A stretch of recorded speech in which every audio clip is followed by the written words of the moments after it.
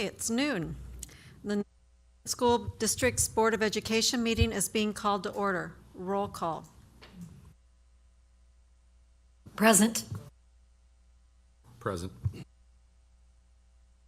Present. Dr. Googles? Here.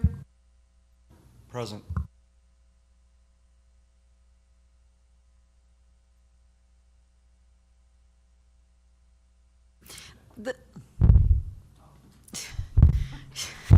Are you, okay, you got it all together now? We got it ready to go. Good, good. Okay. This is a legal meeting of the Board of Education as advertised by the means specified in board policy. A complete copy of the Open Meetings Act is posted in the boardroom for your review. A copy of the agenda is available at the desk of the recording secretary. Please stand as we recite the Pledge of Allegiance.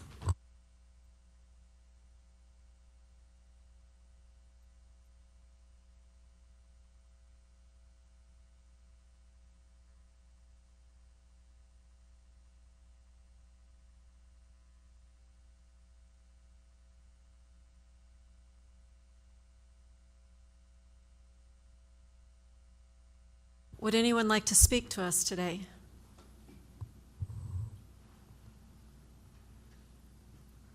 Okay.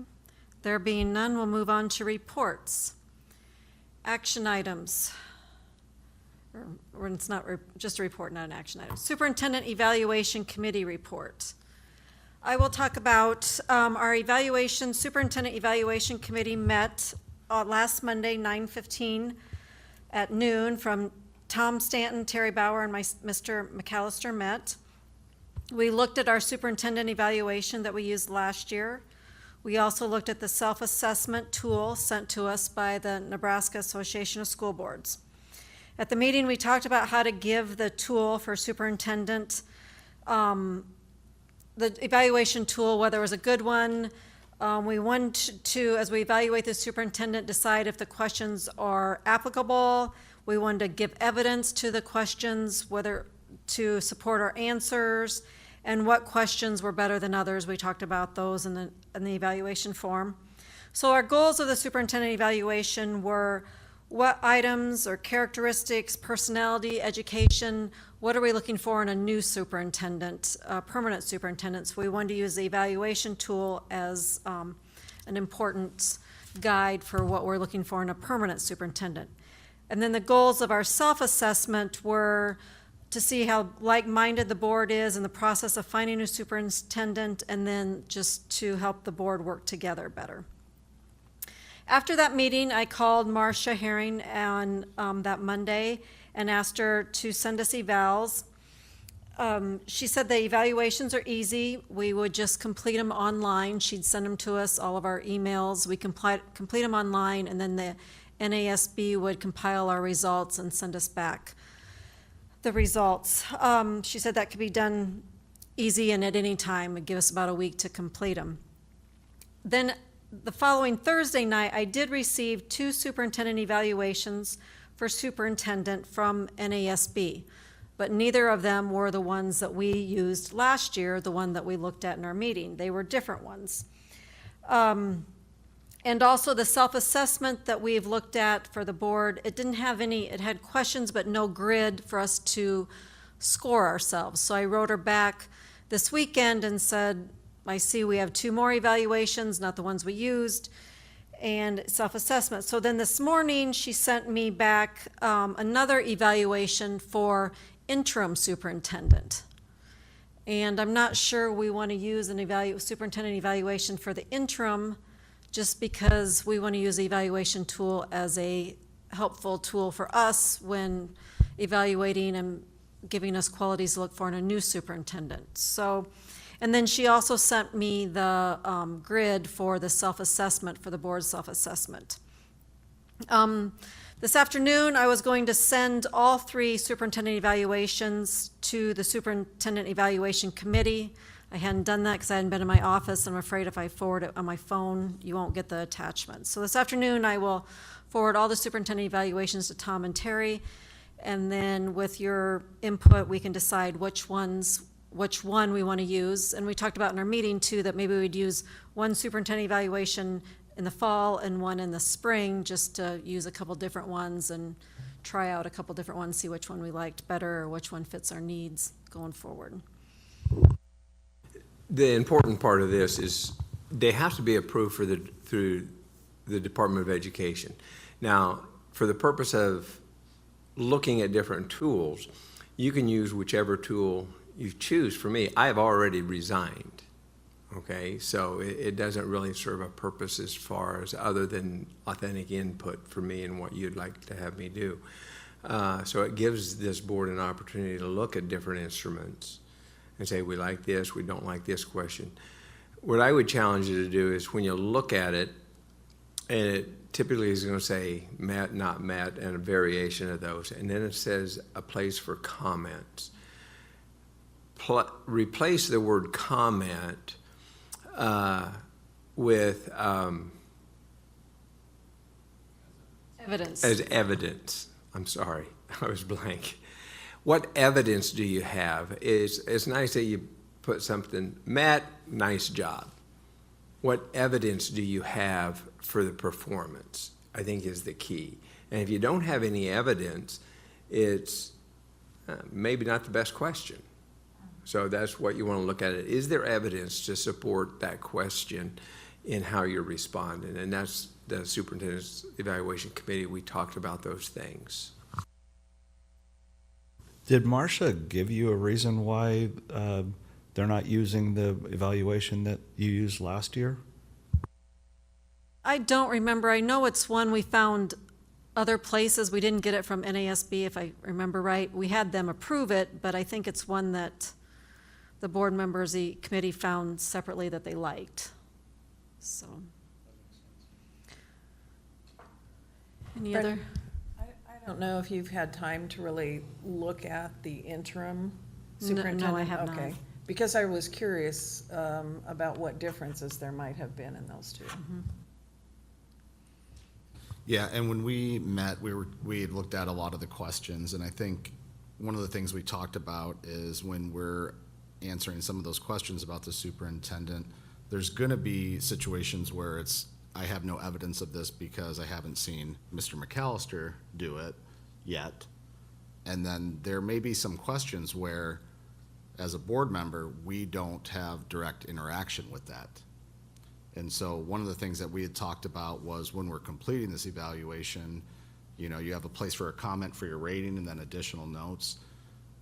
If we have those questions where we feel like this is not something that I should be assessing, to document it so that as a board we can look at all of the data and say, okay, well, maybe we shouldn't be asking this question. And then just a personal comment, I don't like the 3-point Likert scale. I don't think it's specific enough. If you look at a lot of statistical research, they'll say 3 is too few. Most of them go to a 5-point. So I think that's something that we definitely need to look at some point, but obviously then we're also looking at having NASB or someone else certify the instrument again. And I guess what I would say with any kind of Likert scale, you want to avoid odd numbers because people tend to gravitate toward the center. If they don't really want to tell you, they will mark the center. Yeah, and I'd be fine with 4. 3 is not enough. I did make a mistake at West Point because we had a 4-point scale. And if you mark the top or you mark the bottom, you had to write a comment. Well, nobody marked the top and nobody marked the bottom because they had to write a comment.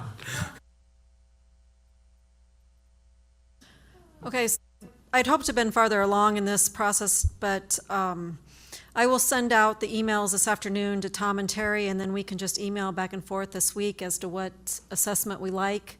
And hopefully by next Monday, then I can have NASB send out the assessment that they choose, that we choose as a committee for everyone, and then it'd be about a week. You'd fill it out online. Both, we can do the board assessment and the superintendent assessment at the same time, and both of them be the same. They'd email it to your email, and you'd fill it out, and then they would start calculating the results. Is there any other questions moving forward, the game plan? Okay, thank you. Consent agenda. Minutes of the previous meeting are attached. We have 3 meetings because we had 2 hearings and then the board meeting. Action items. Discuss, consider, and take action to approve the 2025-2026 budget. Eric Wilson. Oh, Brenda, can we go back? We need to approve the consent agenda first. I'll make a motion to approve the consent agenda. I'll second the motion. We have a motion by Tom and a second by Patty. Is there any discussion on the consent agenda? Other than you need to approve it. Please vote.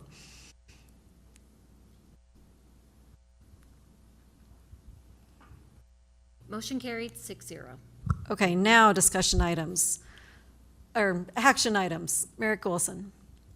Thank you, Madam President. The proposed 2025-2026 budget has been reviewed by all board members and presented at a public budget workshop on August 25th. The public also had an opportunity for comment and input at our budget hearing on September 8th. This budget has not changed since those meetings. Our total general fund budget, which covers all operating expenses, including staff, transportation, instructional materials, utilities, maintenance, and cash reserve, is set at $70,774,229.40. Our special building fund is set at $3,032,904.25. We have budgeted to add $808,081 to this fund for facility maintenance and final closeout of the middle school project. Our depreciation budget is set at $6,381,984. This fund is used for larger district projects such as technology, curriculum, bus vehicle purchases, and maintenance projects. Additional fund budgets require less explanation are included in the attachment Mr. Hughes has up there. The Board of Education and district staff have put a lot of time and effort over the course of the last year to develop spending cuts while continuing to meet our district needs. This overall district budget is a 4.91% decrease compared to 2024-2025. Thank you. I'll move to approve the 2025-2026 Norfolk Public Schools budget. I'll second. We have a motion by Patty and a second by Tom. Is there any discussion on the budget? One last time before we vote. So Eric, explain to me, you have on here 61 million for 24-25. Is that, and then you're going into 25-26, and you're budgeting for 25-26, and that's higher, it looked like. Correct. So the 24-25 is our actual disbursements. We didn't spend that cash reserve. And so in the 25-26, that number's at 70 million because that includes that cash reserve that we do not anticipate using, but we do have to budget for. Okay, that's my, Yep, that's good my question. I question and the appreciate that. answer. Thank you. Please vote.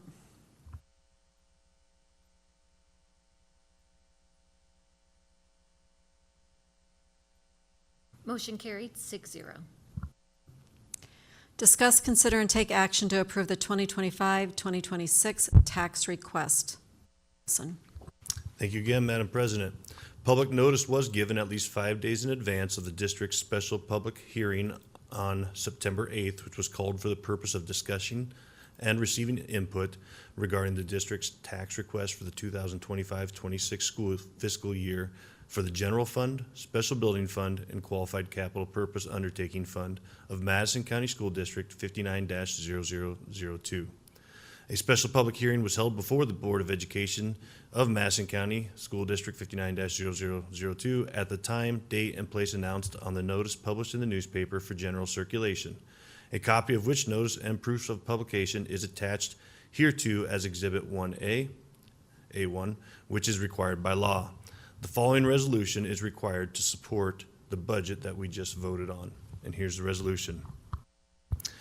Whereas Nebraska Revised Statute 77-1632 and 77-1633 provide that the governing body of Norfolk Public Schools passes by a majority vote a resolution or ordinance setting the tax request, and whereas a special public hearing was held as required by law to hear and consider comments concerning the property tax request, now therefore the governing body of Norfolk Public Schools resolves that the 2025-2026 property tax request be set at General Fund $35,917,319, Bond Fund $0, Special Building Fund, $808,081. Qualified Capital Purpose Undertaking Fund, $782,525. The total assessed value of property differs from last year's total assessed value by 13.23%. The tax rate, which would levy the same amount of property taxes as last year when multiplied by the new total assessed value of property, would be 0.817042 per $100 of assessed value. Norfolk Public Schools proposes to adopt a property tax resolution which will cause its tax rate to be 0.8737 per $100 of assessed value. Based on the proposed property tax request and changes in other revenue, the total operating budget of Norfolk Public Schools will decrease last year's budget by 4.91%. A copy of this resolution will be certified and forwarded to the county clerk on or before October 15th, 2025. That is the official resolution, and at this point, we will need a motion to approve that to match the budget. Move. Get the mic on. I move to approve the resolution setting the property tax request for 2025-2026. Second. We have a motion by Patty and a second by Steve. Is there any other discussion? Okay, please vote.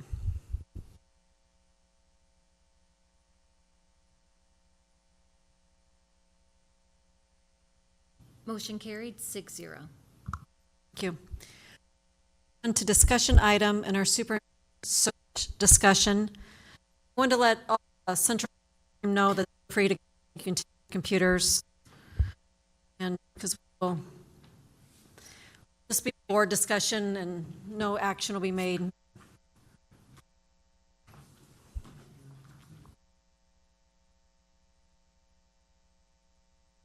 Hello, everyone. Sherry?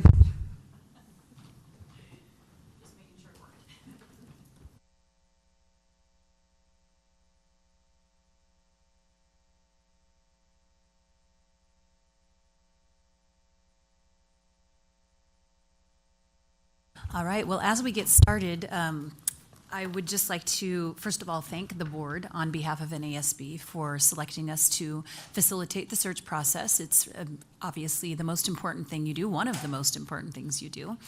So we do appreciate being at the table today to facilitate the process. So today, what I have on my very large list, but can be amended, is to just really discuss the search process itself. What kind of questions do we have about the process that we can answer?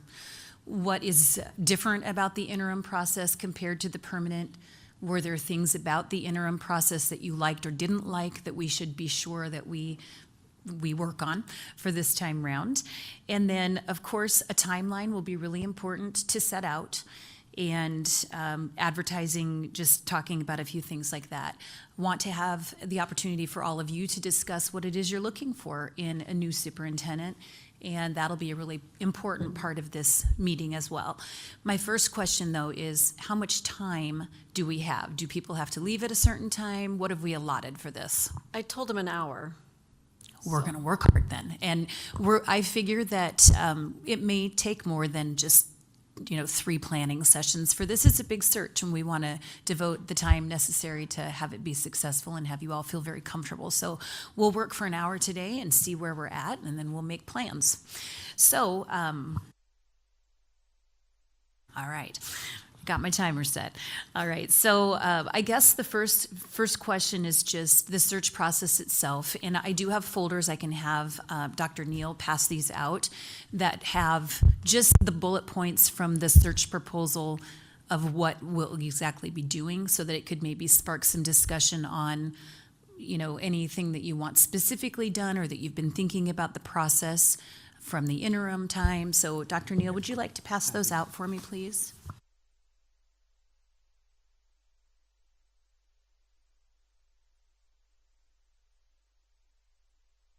I'm glad you were talking about the job description and the evaluation tool because that's really important as well.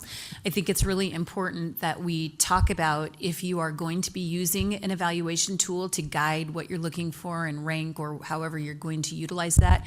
If it's going to be used as part of the search process, then we want to be able to incorporate that as well. So I'm glad you're looking at that. That's a big part of what you'll do when you move forward. As you know, you have to evaluate by statute any superintendent twice the first year, once each year after that. So it's really important we're looking at that.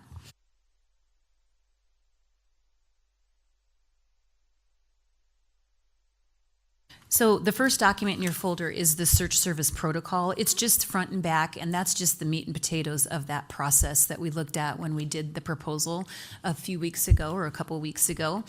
And so I just want to ask you, I guess, first, were there any parts of the process that you discussed, talked about, thought about, and or the interim piece that you would like to see different or have specific ideas about that we can chat about quick? Well, one that I have talked about several times, I guess, with the board is that though I appreciated this survey that really helps identify the challenges and the strengths, I felt like when we did that during the interim process, the results came back, but then we didn't really discuss it. And so I almost wondered if we could just forego the survey and just have a discussion, because then people are talking about and considering whether everybody, or at least there's a consensus, because it felt like just in the few things that were said during our board meeting that maybe there were some people that really didn't agree with some of the things, but they didn't really speak up. Well, I appreciate that feedback, thank you. And I have not initiated a survey yet. I'm going to just wait and see how the board wants to handle that. I do have what we collected in the interim, and that is a little more of a rushed process. So we definitely will take the time to ensure everybody has the opportunity to speak. And typically during the search process, I do like to actually call on every single person and ask for their input. And if they pass, that's fine, but it's just an opportunity for everybody to speak if they would like to. So any other parts of the process that you had concern about or wanted to discuss? Of course, I have some questions, but that you saw that you want to point out?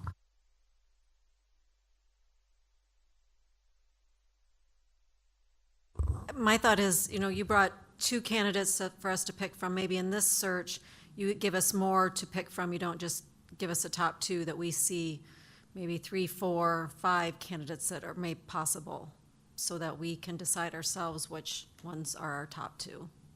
Our practice is, We had 3 and then we didn't want to bring 3 back. yeah, I We only think brought you 2. actually had 5 resumes or something like that and decided to interview 2. But I don't have the exact details of that. But anyway, how we typically do this, and again, guidance from the board, however you would like us to proceed, but any and everybody and anybody that applies for the position, we bring to that final meeting where the board will review the resumes. Well, you'll review application materials. We will actually give you the opportunity, if you'd like us to, email out some information ahead of that meeting because it can typically be a lot of reading. So we try and send everything because anybody that applies should be under consideration. However, there will be people that simply are not qualified or have had a bad education history working in education, and so we want to be sure that you're aware of that. But if you want to see all of the materials that were submitted to us, at least all the applications, we can send those to you a couple of days in advance so you have a chance to read through them.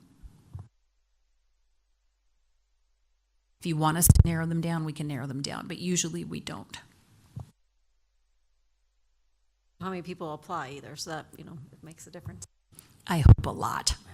I mean, I've already heard from, I would say, maybe six to 8 people that, and we do have an application already as well. So that's just pretty typical. So it's moving along.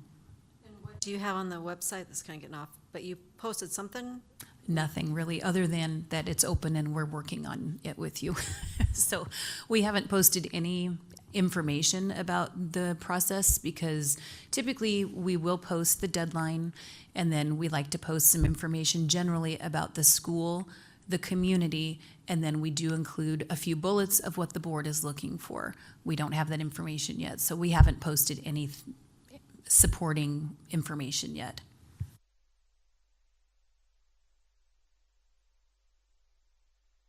Okay, anything else about that search service protocol document? I'm sure you'll have a lot of questions as we move forward with things, but anything else that just stands out to you right now you want to share?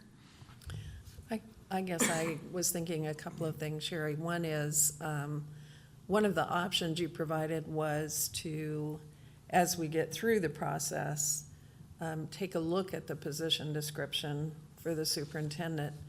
I personally would really like for us to do that, so that when the new superintendent is coming in, we have an up-to-date position description. Another thing that you provided as an option was for you to be, or both of you, one or the other, I guess, to be present during the interviews, and I guess that's something I'd kind of like to leave just open as a maybe, depending upon how things flow before we get to that point, but to kind of put it out there that we might ask that you do that. And typically, we will come to the interview process more to facilitate everything and then guide whatever you'd like us to guide during the discussion, or, you know, coordinate the information from your interview teams, collect it, that sort of thing. Dr. Neal has been to quite a few of those. I have as well. So we can certainly, we'll mark the date once we get that far and just leave it up to you. It's nice to have somebody on hand. We don't usually even sit in on the interviews, honestly. Most of the time, we're buzzing around doing things. It's a board decision, so.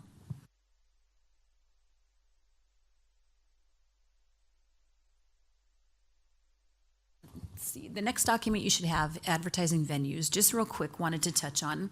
Of course, we have listed at the top of that the different places that will advertise the opening, so our website will add a marketing flyer once we get information put together. We send it out, we put it on the Teach in Nebraska website, we send it out to the colleges that have specialist programs. We will send it to NCSA. We'll have somebody here actually do that because we're not a member of NCSA, but somebody at your district office will have the ability to do that. Would you like us to pursue any national advertising other than the National Affiliate of Superintendent Searchers group that I belong to? It will be listed on our website, and it's been already published network-wide for that. 14 other states that use that application site, and then 39 other states that are part of that affiliation. Do you want to pay for additional national advertising? Because I know it always sounds great to have national applicants apply, but do you want somebody from out of state necessarily? You're going to have people apply, but if that's what you desire, then that's great, we'll advertise. But if you think you might, just be happy with the people who apply, that's great too. I think the fact that we have as many people showing interest already tells me that we probably don't need to go to any extraordinary means to advertise nationally. I guess the other concern I have with national advertisement is Nebraska, I think, is very unique in a number of ways. We're unique in that we have a unicameral. We're unique in that, all right. We're unique in that we have TIOSA, and I think it's critically important that any superintendent who comes into our district has familiarity with Nebraska school financing, because it's not stable, it's not predictable, and there are so many nuances in TIOSA that I think anybody who's coming from the outside, it takes them a while, and finances are one of our main responsibilities. So that's why I would be fine if we don't do any national advertising. I agree with Patty. I agree also. I'd be fine not doing any of these national advertising. I agree. Geographically, it's pretty specific whether you want to be in Nebraska. It's a big move. I'll go with the majority. And Steve, are you fine with just having it Nebraska advertising? Yeah, I didn't put my 2 cents in because I agree with them all. Okay, thank you. So we'll just, it will still get national exposure, and you may have some people from some of the surrounding states that are familiar with Nebraska that are interested in applying, and that's great. We welcome any and all, but I don't know that you need to spend the extra money for it either, so, okay. All right. Well, I want to give you the opportunity to, again, talk a little bit about what you're looking for. And the other really important piece will be the timeline. So which order you want to do that is fine with me. We can talk now about the priorities and what you're looking for in a new superintendent so that we don't miss out on time for that. I think let's start with our timeline. Okay. I have no preference, so if that's fine, okay. This could be the hardest part of the day, actually. So the first decision that we will need to make, or you will need to make, is when do you want to interview? And then we'll back out of it from there, essentially. So there are two options, in my opinion, based on previous years. I'm sure you've interviewed later in the spring, but I think December or January are your options. January gives you the opportunity to let the applicant group grow. If you will have current superintendents applying, they may need that time where they're not at school working to be able to complete their materials. I do think there will be some other potential searches, not quite your size, but there may be some that are similar, not regionally, geographically, but so I want you to still be aggressive, but December might be pushing it a little bit, in my opinion. So have you thought at all about that as far as, or talked about it as a board, what you'd like to see? I'm in favor of January for the reasons you've given. And also fourth quarter for me personally and my company is huge. It's year end. I've got a lot of meetings. I want to put a lot of work and thought into this, so I'm good with January. I agree with Steve, and I think, December is always a busy month for everybody, even if you're not involved with a business. There's all just kinds of things that are coming up with family obligations and things like this, and I think January is probably a better choice. I'm fine with that as long as we are able to select a candidate and have an acceptance in January also. I think we need to allow ourselves as much time after that as possible. Is everybody else fine too? Because if we did December, we'd have to do it the first 2 weeks in December, because after about the 15th, it's school's out and, we move into holiday season. So I think January is just a better option. One of the things we talked about, I think, during the proposal was state conference for NASB is a great opportunity to talk to, for us to recruit candidates. And, there could even be some opportunities to rub elbows while you're there. And so I think we don't want to deny that either. So if we're going to look at January, yes, you would be able to make that decision in January. I would recommend having a deadline either right at the beginning of January or, end of December, very tail end of December. That still gives them 10 days to fill materials out when school's probably out for the most part December 22nd. Then this board could review applications as early as the first week of January and interview mid-January. So that would be what I would propose as far as timing. So what were you saying for an application deadline? Let's see. We could do an application deadline of, end of December 28th, or we could do January 4th, and interviews would just be a little bit later in January. I like to do a Sunday deadline because it's at midnight, and then they have all weekend to fill out their materials, and we're not going to probably be doing a lot of work on the weekend anyway to screen people that are new. So the last Sunday in December is the 28th? Yes. Or we could even do New Year's Eve. We could do the end of December. Like I said, once they apply, Tom, we have to be able to screen all their materials, so it'll take another week before we'll be able to meet with you all. So if you did January 4th, we wouldn't be able to meet till the week of the 12th. You would generally interview the week of the 19th then. That's just And usually. that's why I was asking. 'cause I Yeah, know and there's if you some want to work do guys- that, that's fine too. You would still be interviewing, and once you interview, as you know from the interim process, once the interviews are complete, you make your decision, you make an offer, and it's pretty quick after that things unfold. I would think that January 4th is, as long as you feel like we could do the interview process and still have a decision made in January, that gives us an extra week. Our goal is to get as many qualified applicants as possible. And if our goal can still be achieved with the January 4th, I would say I would be in favor of the January 4th deadline. I agree with Steve, basically, because, again, you've got New Year's Day, January 1st. That gives you just a little bit, that weekend for whoever's applying to just kind of get their thoughts back together after the holiday. The other steps besides interviewing, like when they tour the buildings or they meet with other administrative team, do we have enough time for all that to happen too? I mean, it's more than just us interviewing, it's all the other people involved. Right, that is all on the list, yes. So I guess the next question then, if this is the time frame that we're looking at, January 4th deadline, having interview, we would meet sometime the week of the 12th. I guess the next question would be, most districts don't do 2 rounds of interviews. They do 1 round of interviews and they make a decision.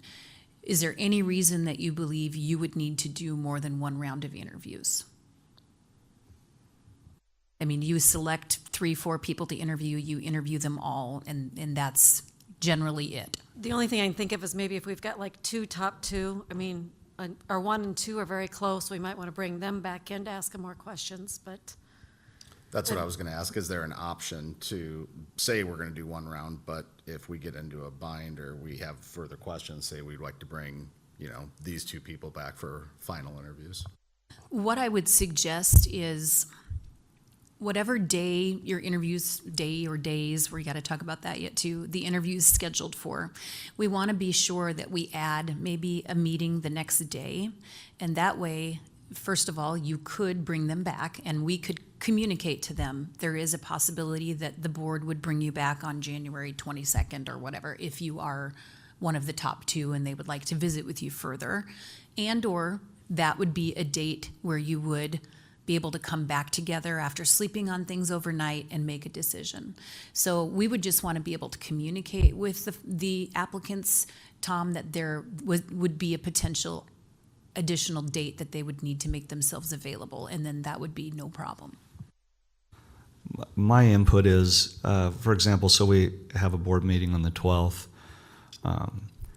It's just me, but I prefer like in-person meetings if we can schedule them so they're like clustered around the board meeting days. So the 13th, if there were a possibility for a follow-up, the 14th versus skipping a day and doing the 15th. That really messes with my my business schedule. I'd rather have them clustered together around the board meeting days. And just as an additional note, we would probably meet with the board on the 12th of January to review applications for the position. The interviews wouldn't be till the week of the 19th, because once you have your deadline, we need that week of the 5th to be able to review and make screening calls, whatnot. And then the 12th, we would meet with you. And then the following week would probably be the interviews. So that would be how we would schedule it. So my next question for the board then, if we would decide to do something like that, would you want the interviews to all be in one day like they were for the interim process, where you're meeting with the candidates for, hour, 15 minutes, then the next candidate, next candidate, next candidate, and then if that's the case, Brenda, to answer your question from before, then we would have them do a tour of the facilities, we would have them meet with some other interview teams, still all on that same day. It would just be kind of a rotating schedule of how they would do that. It would all be the same day. And then we would potentially, let's just say it's the 19th, potentially the 20th would be that extra day of you would come back and either make a decision or you would bring a couple of them back for a second day of visiting, is what I would say. think that's a smart thing to do, is that on whatever day we choose to have the interviews, that we schedule a meeting for the next day after that, exactly for that purpose, whether we're going to be doing additional interviews or so that we can discuss. Yes, I think we should only do 2 interviews per day. I just don't feel you give the same focus to your first interview as you maybe would your fourth. I think 3, 4 in one day is too many. I would rather space them out so we have time to rejuvenate, think about it, and so that every interview, every person that comes forward, we give them best face and. My opinion is that I'm going to recuse to the rest of the board because I'm fully retired this year, yay. And I don't have to worry about a schedule like some of the business people on our board. So whatever their decision is, I would be okay with it. I think doing the interviews all in one day worked out well last time. What did we do, 3 or did we do 2? Do you remember, Sherry? You did only 2. interview 2. But that was fine. If we had 4, I'd be good with 4. Remind me, what are we doing on the 12th? Are we going over interview, or? We haven't actually set that date. We've just been supposing at this point, but so if we meet the 12th, which I would suspect we will, we would be reviewing applications. The interviews typically would be the following week, only because, once you contact them on the 12th and say, we're interested in interviewing you, then it takes them a few days to prepare and whatnot. So it probably would need to be the following Monday that you would interview, which happens to be Martin Luther King Jr. Day. Thanks, Sherry. My input is I would have no problem staying focused and giving every interviewee my full attention, interviewing everybody on the same day.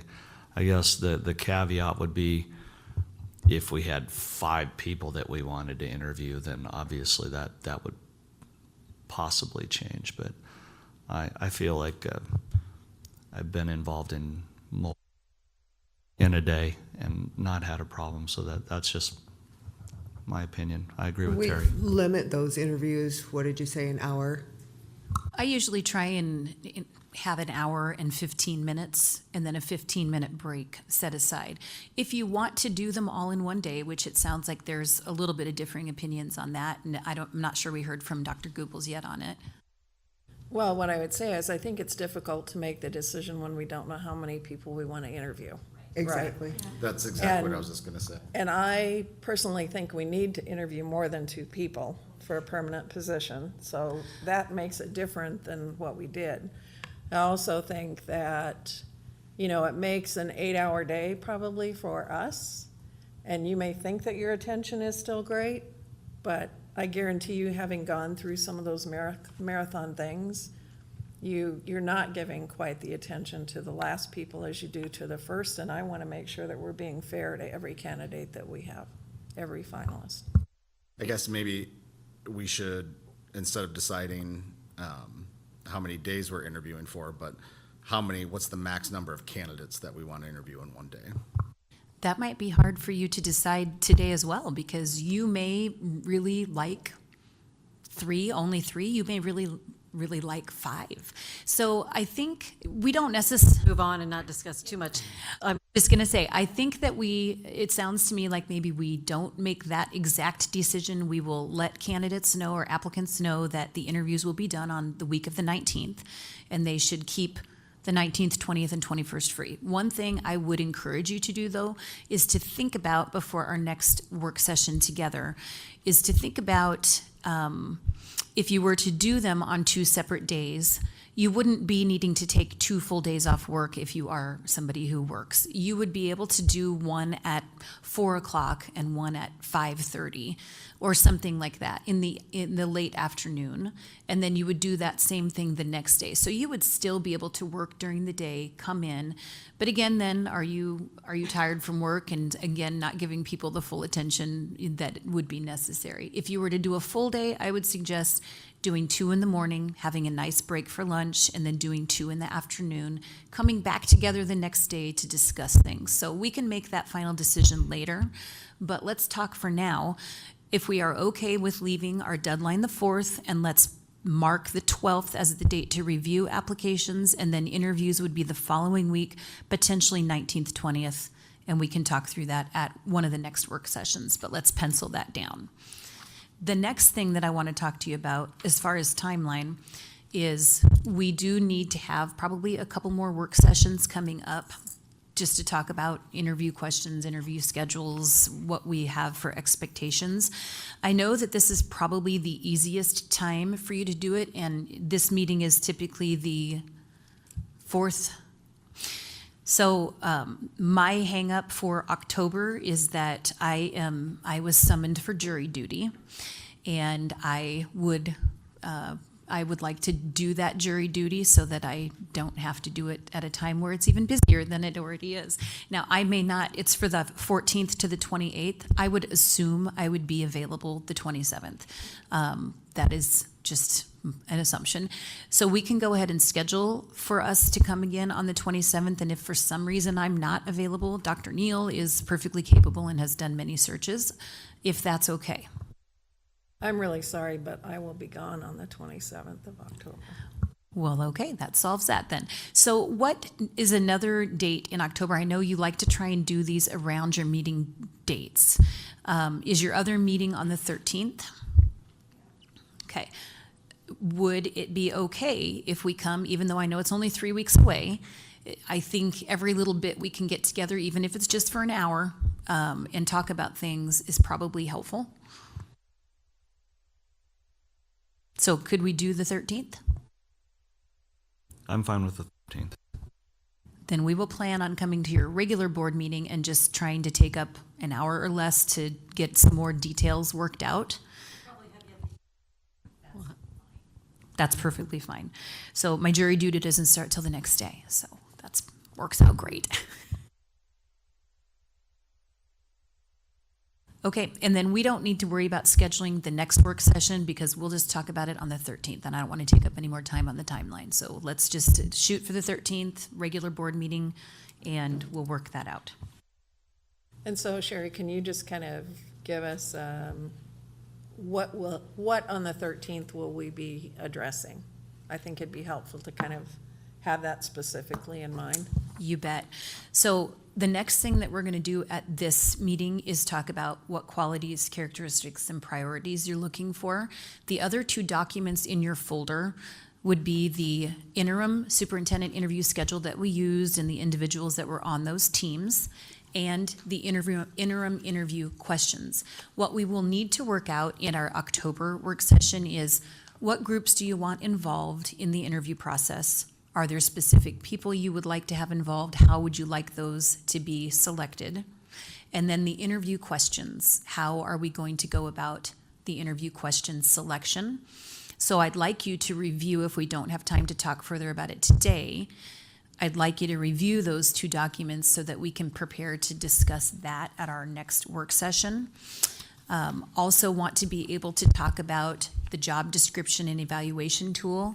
We do have a job description for superintendent, so we could pull the one you currently have, match it up with what the one that our board leadership department has on file, so we can begin talking about that job description, or you can leave it to your committee, whatever you'd like to do. But I do think it's important that those documents move forward in the process, whether we're involved in that discussion or not. Can we see the full list of sample questions for the interview?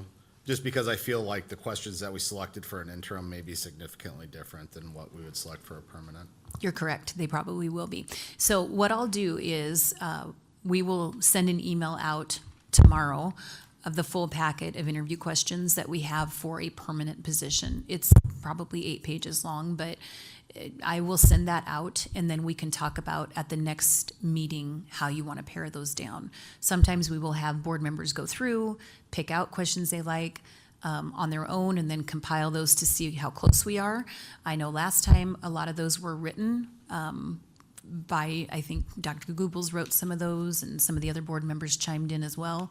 So I can email those out though, Tom, so that the board can just look them over and we can chat about it at the next work session. Thank you. We have plenty of time, so. The other thing I want to do too is just, if you want questions that are more specific to your strategic plan or some of your vision points, then we want to be sure to create those so they're very specific for you. So, Sherry, okay. so when you send out the full list of interview questions, we're still going to focus on having 25? Is that right? For the amount of time that you'll have allotted, which an hour and 15 minutes is usually great. Some are done by an hour, some take closer to the hour 15. 25 questions is probably the ballpark that you need to be in. Thank you.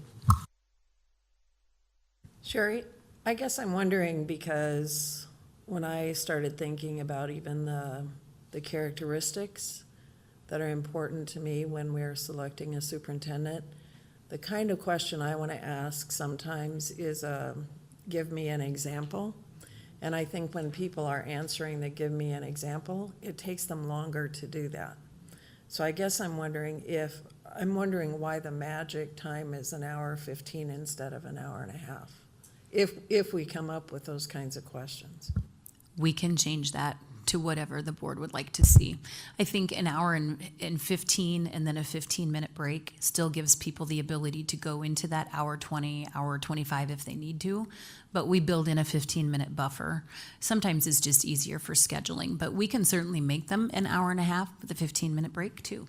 That's fine. I think with my experience with interviewing people, I don't think it takes an hour and a half. I think you make a decision early on and follow through with the rest of the interview.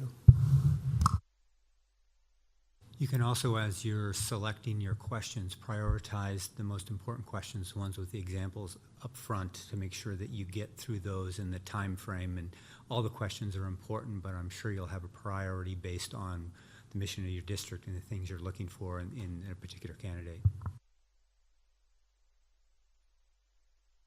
It's critical that we're asking the same questions to everybody.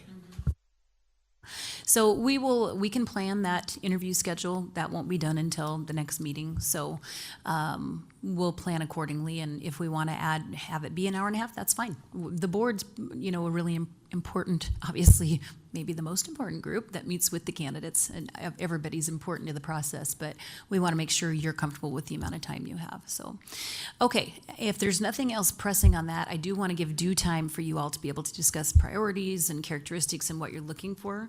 And we have about 25 minutes until the hour is up. So I would like to start that conversation now. Real quick, Sherry, what did we select for an application deadline? January 4th. I'll plug a couple dates into the sample timeline and email those with the interview questions tomorrow so that you have those dates written down as well. But right now, we just have October 13th for our next meeting, January 4th deadline, and January 12th meeting, and then the interview sometime the week of the 19th. To refresh me on the 12th, it would be to review the apps, right?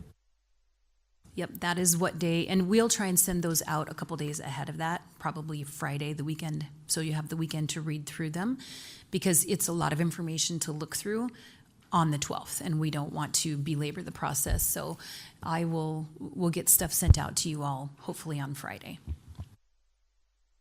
Sherry, do you have any of the characteristics that a guideline that we went off of for the Mr. McAllister?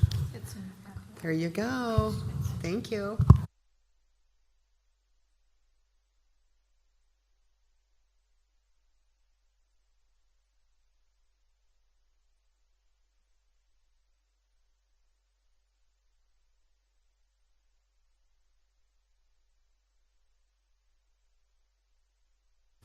So this document is just the information that you all submitted to us on your surveys in the spring. And on the back side, you'll see some of those more, I suppose you'd say, background experience, personal and professional qualities desired. So again, this is just survey information we collected from you, but it could be a starting point for discussion today as well.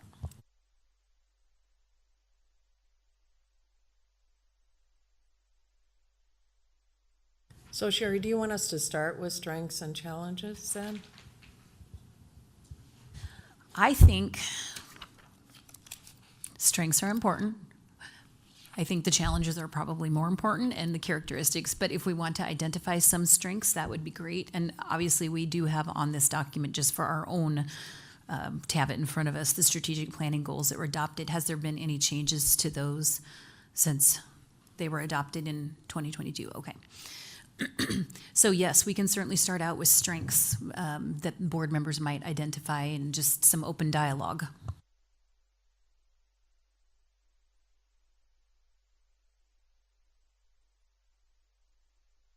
Well, I would say a strength that maybe didn't show up quite as obviously when we did the interim is that we really try to meet student needs and that we have varied and multiple opportunities for students' learning needs to be met, everything from the career academies to dual credit classes to honors classes. So I think having that be clear that, you know, we're a pretty broad-based district in terms of providing students with learning opportunities that meet their needs. That is listed, second one from the bottom where it says career academies, enhancing learning. Would there be something different than what you're saying? I guess I'm focused more on the academic, to have it be more, I mean, there's a little like the instructional model in that, but I guess I'm considering things that are more academically based. Thank you, Dr. Goebbels. Anyone else have some strengths that they want to identify?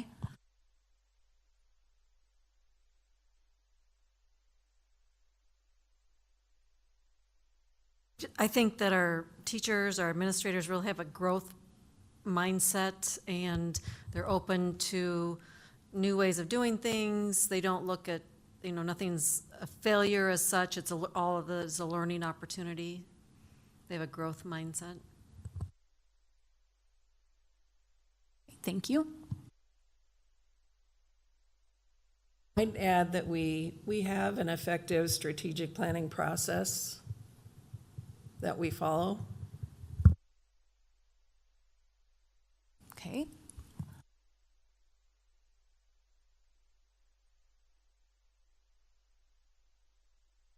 I think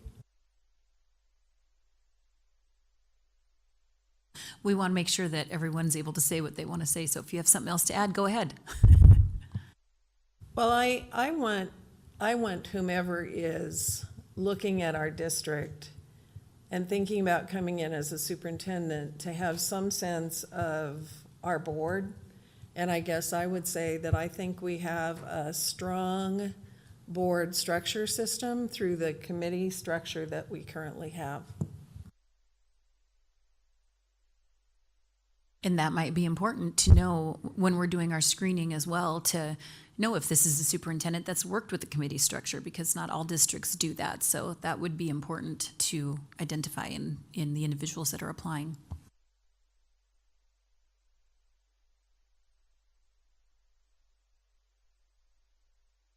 All right, anything else on the strengths before we move on to challenges? I'm sure there are lots and lots of strengths, which is great, but challenges of the district? And these could be short-term or long-term challenges.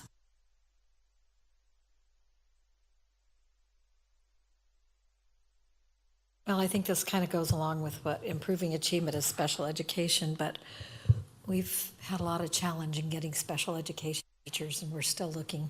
And I know that's something that a lot of districts are facing right now, but still it's something that they need to be aware of, especially when you come into your budgeting and we're having trouble getting those teachers that are mandated.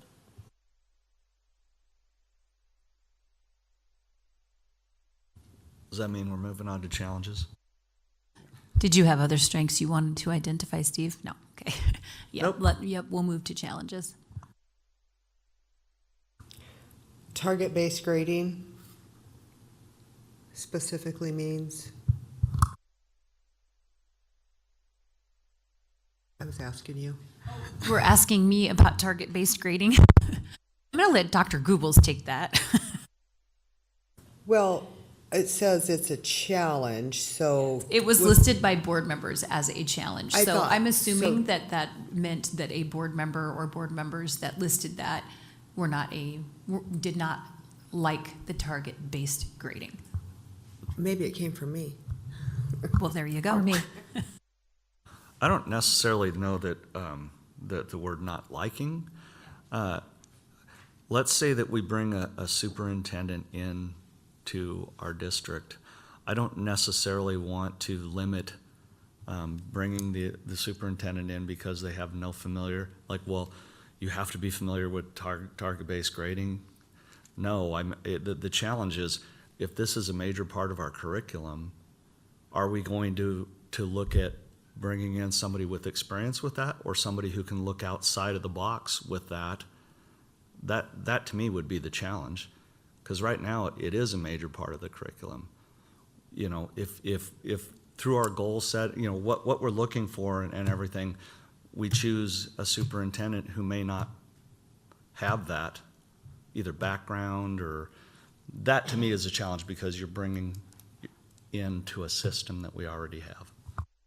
There are not It's a lot not of a matter of not schools. liking. Steve, there's not a lot of schools in Nebraska that have target-based grading, so you're most likely not going to have a lot of experience from superintendents. So then that could present a challenge, so.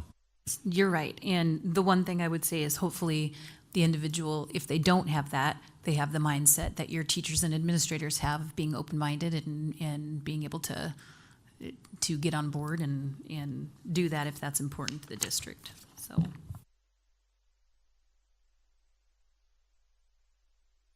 And I think that probably then, you know, if I'm putting that in terms of characteristics or priorities from a person that we're looking for, I would be looking at it more generally. Like, is this someone who keeps up with educational learning theory, who supports best practices? Because most superintendents are aware of a lot of different kinds of assessment and grading systems and all those things. It might be something other than under strengths or challenges to include as when we get to background experiences desired. I think Dr. Gooble's what you just said might be captured really well in that section.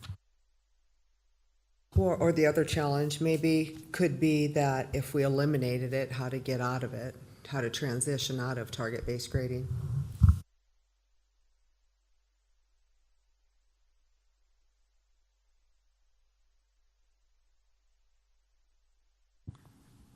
Okay, other challenges. I think a challenge is to meet students where they're at.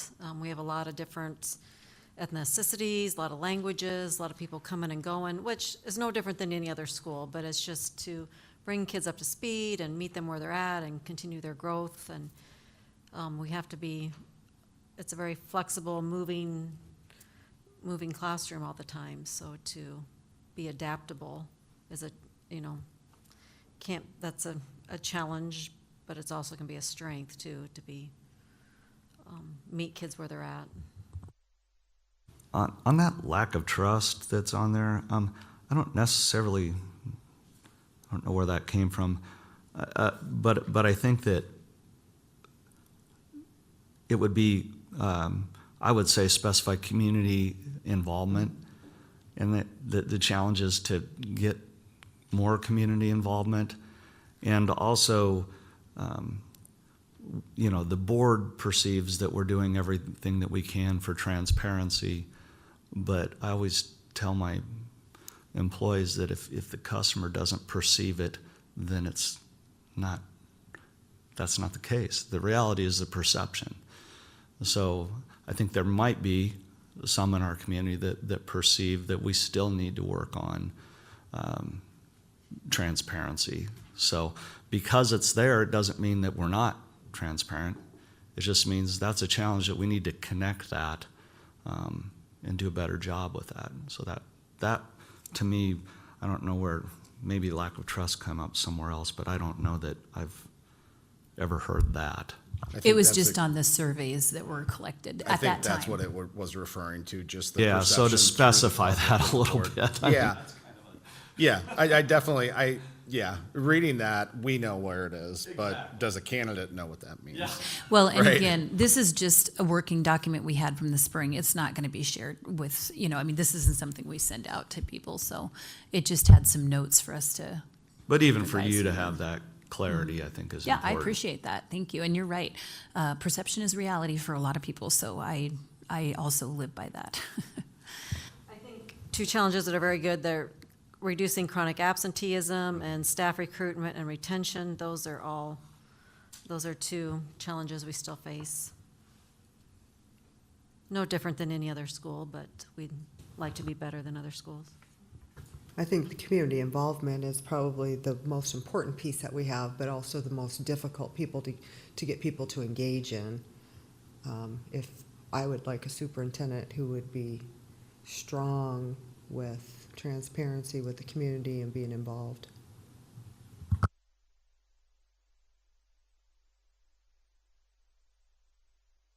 So one thing I do want to ask, as it's come up a couple times with community involvement, during this process, do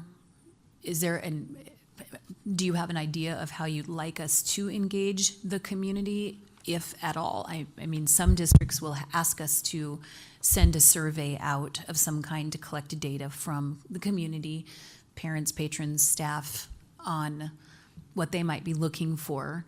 Other districts have done that recently through other processes, and so is there something that you would like us to do during this process? And we can talk about it again in October, but.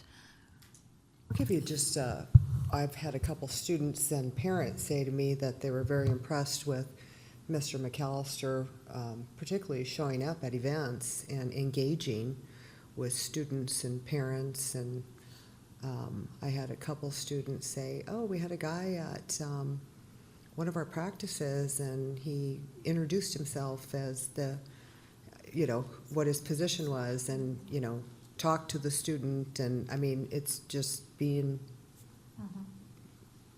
interactive with people. I think from, because I'm looking at this from when the person's being interviewed as opposed to someone who's selected. I don't know if surveys, I always have mixed feelings about, right? But I guess maybe an opportunity for kind of an open house, like a meet the finalists or something like that might be a unique way. I don't know if many other districts do that. I think the only way that you otherwise engage the community is through the selection of people that you come for your stakeholder groups, right? Okay. And I'll say the exact same thing, Patty, so we're on the same page. I really like that idea to either have an open house or a forum of some kind or something like that to really invite the public.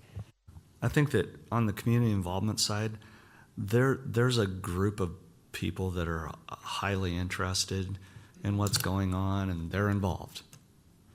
So the challenge is bringing, I talked to several business people and not a single one of them have ever been involved, right? The challenge is to reach them, right? If it's the same group of people that you've been listening to or that have been involved already and are interested, you're not going to increase the community involvement unless we can figure out a way to bring others that have not been involved into the process. When they're involved, they're going to be less critical and also more knowledgeable of what's going on. I if agree, we so can get them how would we do that? I mean, open house or forum, or how do you see that being done? Are you talking about the interview process or what we're Just looking for? the community involvement on getting the community involvement. What are we looking for? Like, what kind of a superintendent are we looking at? If you get a business owner who's a major employer in town, and they come to you and it's like, we need to have more of a partnership in what kind of employee we want to hire that comes out of Norfolk Public Schools. I'm like, have you ever been part of that before? No, nobody's ever come to me, right? That's what I'm talking about. So if through the community involvement on what kind of superintendent we're looking for, we have to figure out a way to, I don't know if it's an invitation, like, hey, we would really like you to be part of this, would you? Versus just putting it out there, hey, whoever wants to come, I was then the gonna people that say- are gonna come are the ones that always are interested anyway. Good point. And So, what I would say about it, oh, I'd like to just ahead. offer a word of caution. When we're engaging the public, we should be engaging them in the process of identifying what they would like to see as priorities, not in the selection of a candidate. Right. Because we have a very strong potential, if you bring them in during an open house or things like that where they're meeting specific candidates, you have a very real scenario where you could be actually increasing the lack of transparency or decisiveness with the public if we don't select the candidate that they feel we should select. Well, thank you And for that's- specifying that, and I never meant to have it be that way. This wasn't directed directly at you, Steve. This was something that came up a while ago, like when we were talking about community engagement and what that is, right? The community absolutely, and your business partners absolutely, or any business partner, sorry, they should have the ability to say, these are the things that we feel are important right now, and be able to provide us that feedback as we make the decision. I agree completely, Tom. I guess I also see that even with any of the stakeholder groups that we have, it has to be made very clear to them, this is an opportunity for you to meet people we're considering, so they don't think that they have a role in choosing. That's a critical piece. I mean, even the teachers and administrators who might be part of a group, they tell us strengths, or however we want them to word that, but everybody needs to know it's our decision. I don't know why they wouldn't know that. I mean, since they're not. It's something that we communicate to them as you decide who you'd like to have involved in the process, and they have the opportunity, just like you did with your leadership team and building administrator team during the interim process. They can list out some strengths and some areas of weakness that they identify. They're not to select or make a recommendation or asterisk somebody's name. We specifically tell them that this is the board's decision. They're going to take all the information they have available to them to make that decision, so we communicate that. So I want to address two things here that we've been talking about. One is the engagement of potential community or stakeholders during this gathering of information process of what they're looking for. And I would agree with you. We've done these forums in the past, and I would agree with Steve. It would need to be, if you would like us to do something like that, and we can talk about that at the October meeting because there's still plenty of time for us to schedule something.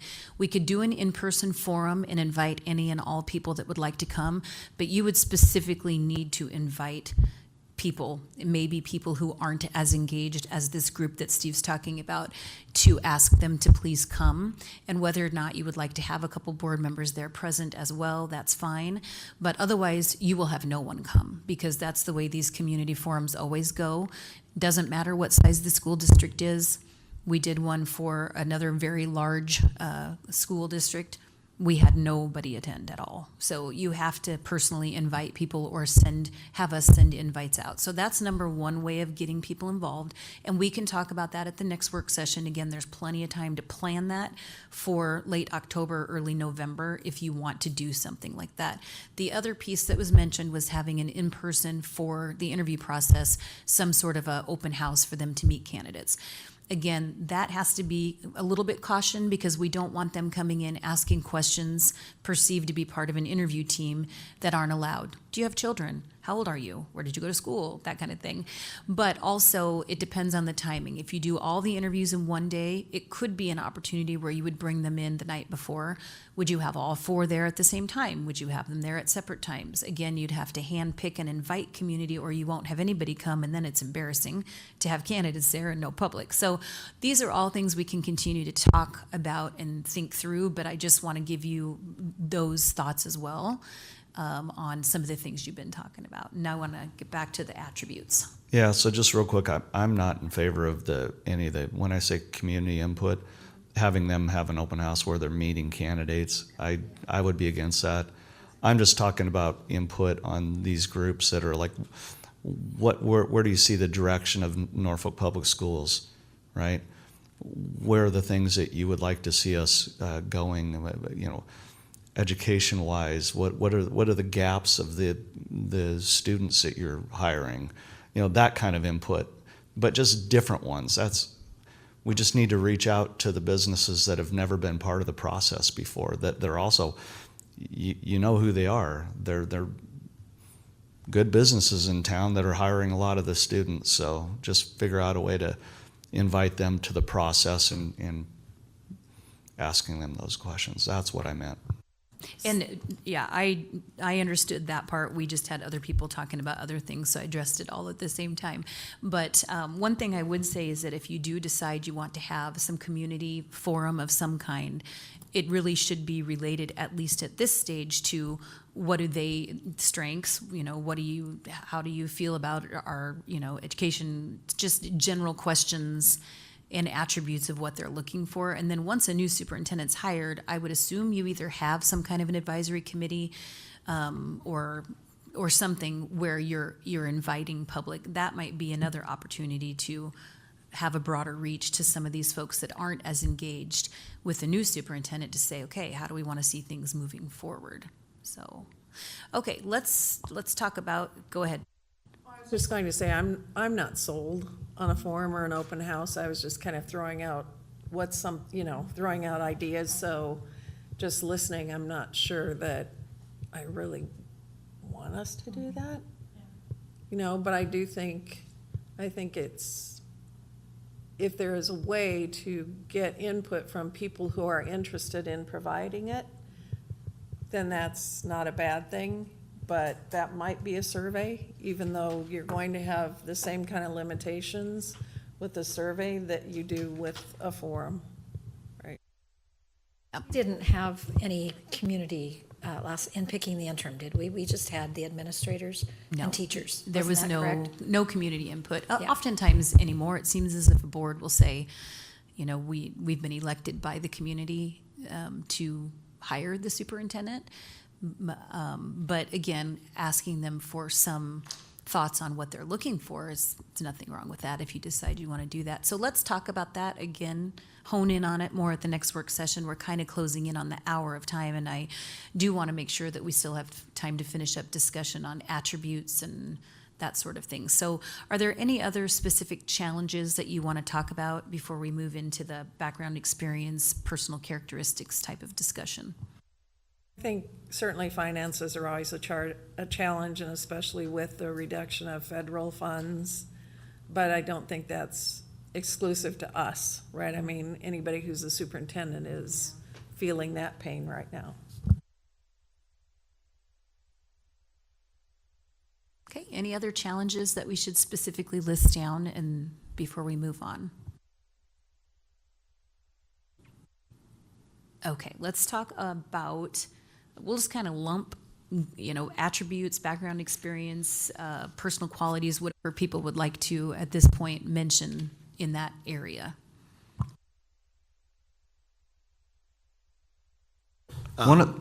Sorry.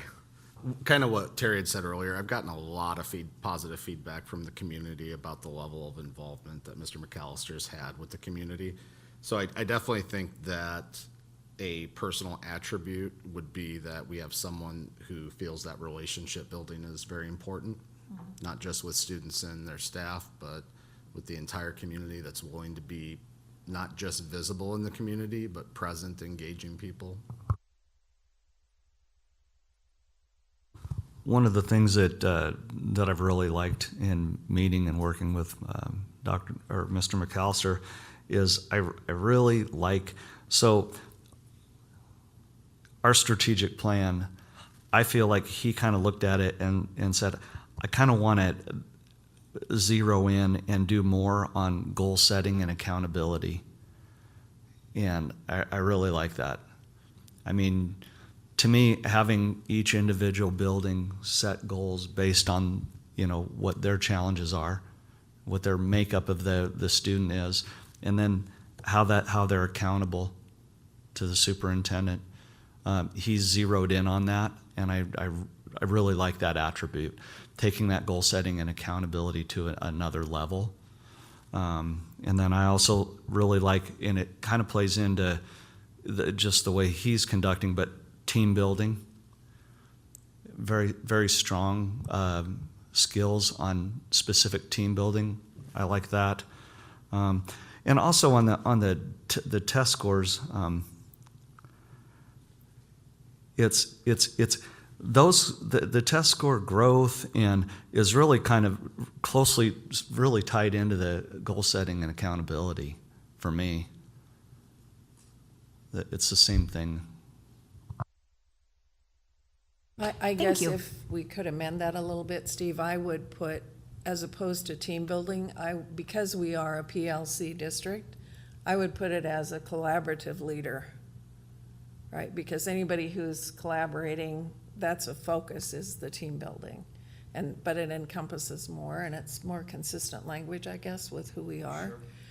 I also think, in terms of the accountability, I see that as someone who sets, builds, and maintains high expectations. High expectations for him or herself, high expectations for quality programs, high expectations for student achievement. Someone who is really striving always for people and programs to be at their best. If you're holding people accountable too. Okay, thank you. This, with the interim, it didn't matter, but with our superintendent, I would like his or her spouse to move to town too, because I think they're a part of the package, and I mean, they're more apt to stay, to belong to the community if their whole family lives here and they can become involved in the community, him and her. So, And one of the questions that we ask them when they first apply, we contact them and ask them a few basic questions, and one is, if you're offered the position, are you planning to relocate to the community? And that's when they usually say, well, my wife works here, or my husband works there, or this is what our plan would be. So we sometimes have a little insight on that as well. But yes, got it down, thank you. And also specifically on it's a budgeting, reduce spending. I mean, it's a lot. I would like to see somebody with budgeting history of challenges, with challenging budget, revenue coming in, like a major revenue challenge, what they did to meet that, how they were able to do a deep dive into the budget, if you're spending cuts without affecting the educators, the teachers, everything else, is what I'd like to see on that. Real history of that. I hear a scenario question there. Give us an example, right?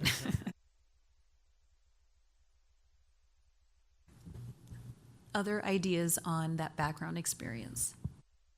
Well, if we look at our position description for a superintendent, we say doctorate preferred and a minimum of 5 years of experience as a superintendent or associate superintendent.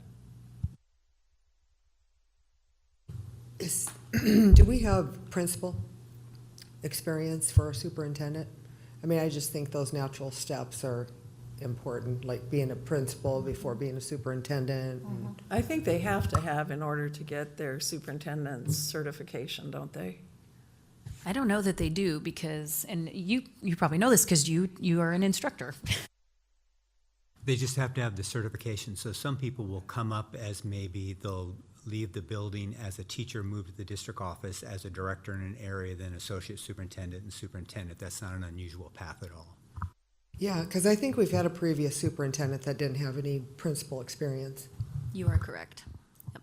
So one thing I would ask, again, we can talk about this further at the next work session, but the doctorate preferred, I just, in all of this, really, the principal experience, you may find the perfect candidate that has not been a building principal. Now, my preference too is it's great if they have that experience because they're kind of leader over all of it, but also you may have someone that has equal experience at a district office level.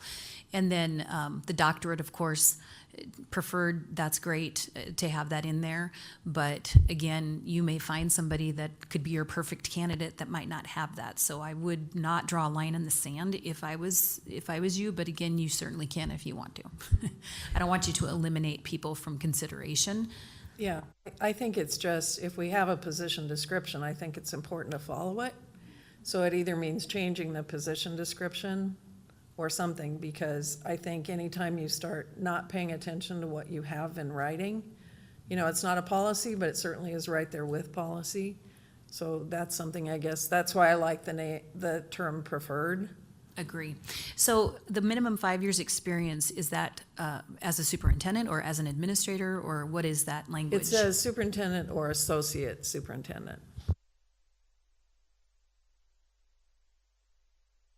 So is the language, does it say preferred or required? Years is not written as preferred. It's written It's as. required. Do you Yeah. feel like that's important to hold that or make that a preferred? I'd like to see that preferred. I wouldn't want to eliminate any potential candidates. I think it also is preferred on the doctorate as well, isn't it? Part is. I read It's that written that way. last night. I would see that, I would agree with you, the preferred part. I mean, that, at that point, it's our decision then to, So one question that I would have then, as a follow-up to this, is that committee that you mentioned earlier working on the job description at all? Or how do you want to proceed with potentially updating that language, if that's what the board would like to do? No, Dr. Mr. McAllister is working on the job descriptions. He told us that in our committee meeting, but I haven't seen the updates. He was changing them, but we need to ask him more about that. I don't have a clear answer for that. I Okay. believe they're I still hope in he's- progress. I hope he's not updating his own job description.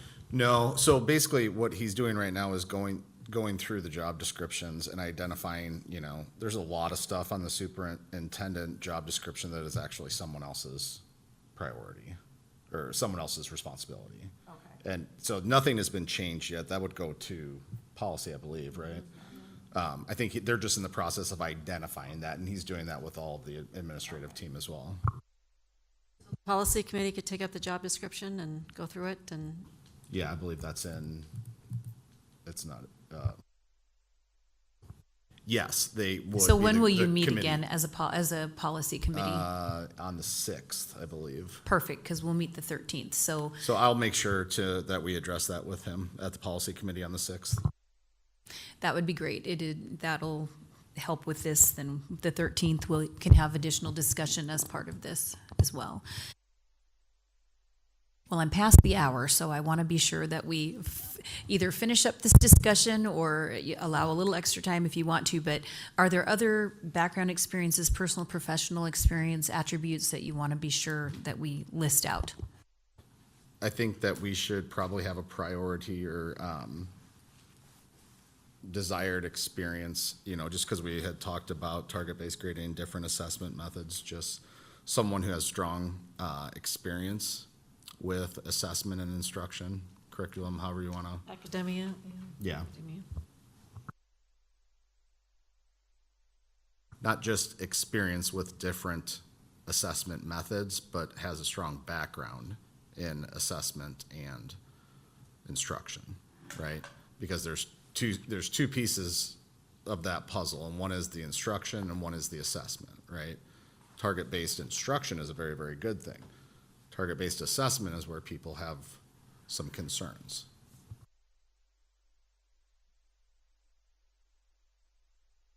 On your questionnaire, we asked, on our interim questions, you've also added what experience do you have with special education and early childhood? I don't know if you want to keep that or. You were talking about the interim questions? I think we had that as a priority because we were transitioning, and so we wanted to make sure we had an interim superintendent that could help guide Lynette as she onboarded. Yeah, I simply had those questions just so you knew what you asked last time. So I'm not suggesting that we use or not use any of those, just was a guide. This is one that shows up everywhere, but I really think it's important, and that's exemplary communication skills. Somebody who listens to learn.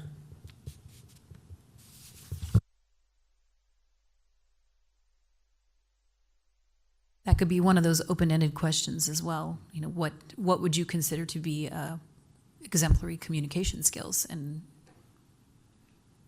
I don't want to say much more about that because I know we're live streaming.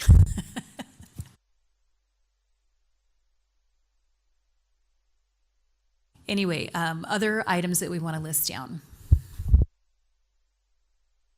We talked about relationship building, but also just thinking back to our conversation today, I think we're really looking for someone who becomes an integral part of the community, who engages in the community. And I see that not just the local community, but someone who is engaged in professional organizations, educational organizations in the state, someone who is really engaged with government and acts as an advocate for public education as well as for Norfolk Public Schools. The term that I really love, that it's kind of a generic term, but I really want a dynamic leader, right? Someone that, you know, not talking about being flashy in the community all the time, but someone that wants to be dynamically involved with all aspects of their role. I think I agree with what Patty said. All of that, I guess, to me, that's just a given with that position. I think it's the little things that turn into big things with building relationships, from the kid on the soccer field to the kid that's having problems in schools, and having the personal touch and being very, very accessible to people who, not held in higher regards, to be very equal to everyone in the community. I didn't mean to get rid of the relationship builder, because I think that's a whole separate thing that needs to be there. We want somebody who's professional and approachable, right? That's somebody who is engaging.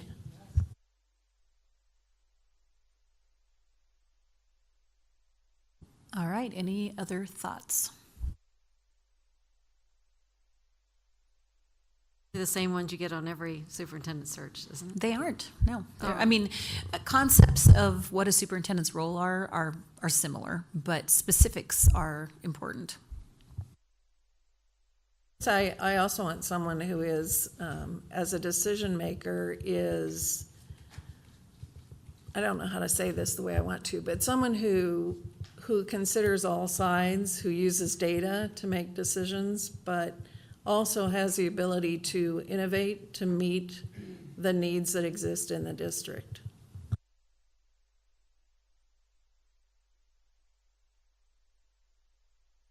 Okay. Sherry, are you going to send out those dates in a follow-up email? Is that what we're thinking? Tomorrow, I'm going to send out the interview question packet, and I'm going to send out the dates in the sample timeline that we have in the packet here. I'll plug the dates in that we have for now and times. I'm also going to type up these notes, which I should have just been typing to begin with because I'm a much faster typer, but type up these notes so that we can have sort of guide for the next work session to say, is there anything missing off of here? Perfect, thank you. So anything else that you want me to list down for now, and I'll bring this again as a working document to our October 13th work session to just say, here's what we all brainstormed about at the last meeting.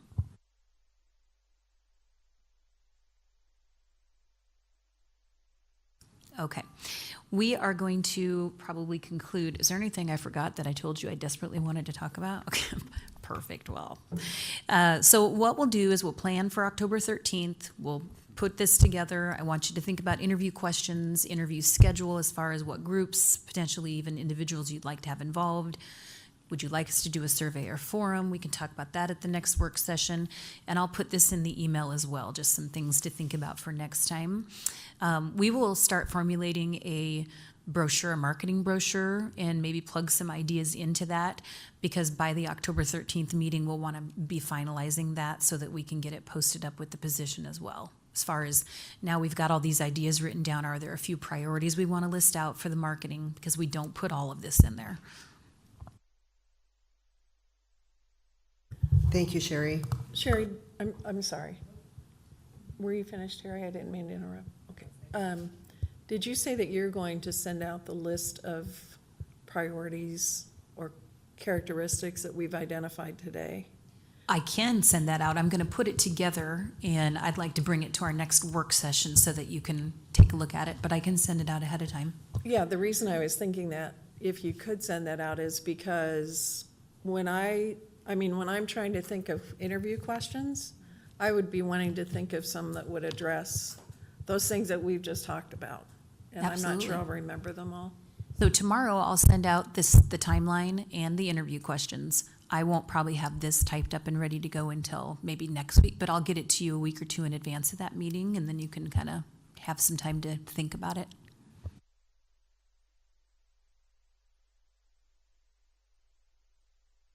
We'll end our discussion. That'll bring us on to future meetings. The next regular meeting of the Board of Education will be held on Monday, October 13th, 2025 at 5:30 PM. The second monthly regular meeting of the Board of Education is scheduled for Monday, October 27th at noon.